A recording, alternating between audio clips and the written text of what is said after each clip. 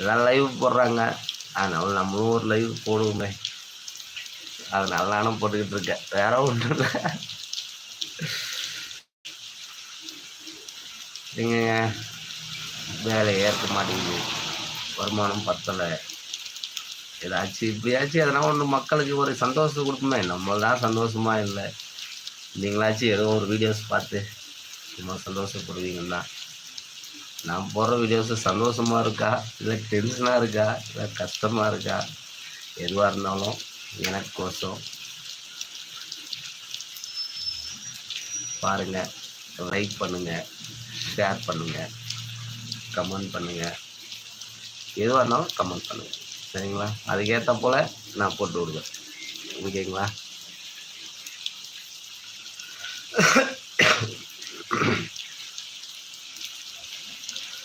Comment எதிர்பார்க்குறேன், யாரும் எந்த கமெண்ட்டும் பண்ண மாட்டேங்கிறீங்களே. லைக் கூட வர மாட்டேங்குது. இந்த லைவ் வீடியோஸ் போடுறேன், எந்த கமெண்ட்டும் வர மாட்டேங்குது. நம்மளுக்கு இருக்கிற ஃபேன்ஸ் அவ்வளோதான். ஆனால் நான் யாரோடைய ஃபேன்ஸ் சரிங்களா? Super star fans. ரஜினினா குழந்தைலேருந்தே பிடிக்கும். ரஜினி ரசிகர், சூப்பர் ஸ்டார் ரசிகர். நம்ம ஸ்க்ரீனில் வந்தாலுமே விசில் பறக்குமேங்க. குழந்தைக்குள்ள தெரியும் பேர் யாருன்னு கேட்டால் அஜினி அப்படின்னு சொல்லுமா சொல்லாதா? ஏன்னா நான் குழந்தையில அப்படிதான் சொல்லியிருக்கேன். ரஜினி படம்னா ரொம்ப விரும்பி பார்ப்பேன்.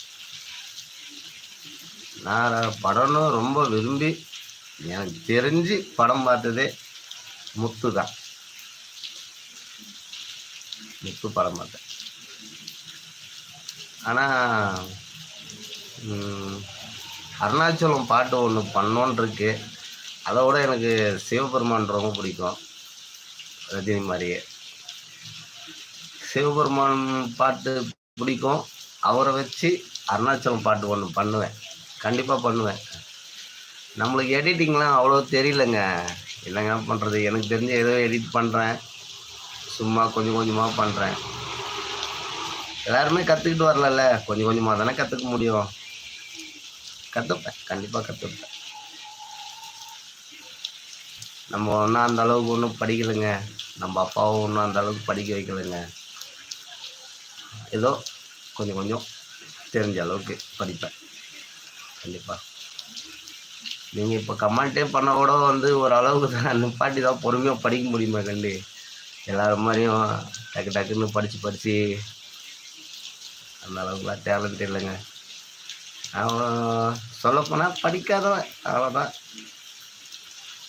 ஆனால் கொஞ்சோண்டு அந்த ஆண்டவன் செயலால், எம்பெருமான் சிவனால் கொஞ்சம் கொஞ்சம் அந்த மூளை இருக்கிறதுனால கொஞ்சம் கொஞ்சமாக உங்கள்கிட்ட என்னுடைய திறமையை கொஞ்சம் காட்டுறேன். வேறு ஒன்றும் இல்லை, அவ்வளோதான். அதுக்கு சப்போர்ட்டாக எல்லோரும் கொஞ்சம் உதவி பண்ணுற அளவுக்கா சப்போர்ட் பண்ணி சப்ஸ்கிரைபர் பண்ணுங்கள், லைக் பண்ணுங்கள், கமெண்ட் பண்ணுங்கள். உங்களுக்கு என்ன தோணுதோ கமெண்ட் பண்ணுங்கள், சரிங்களா? அதுக்குன்னு கண்டபடி கமெண்ட் பண்ணாதீங்க. உங்கள் அண்ணனா தம்பியா எப்படி வேணாலும் மாமன் மச்சான் வாய் பங்காளி எப்படி வேணாலும் வச்சுக்கோங்க.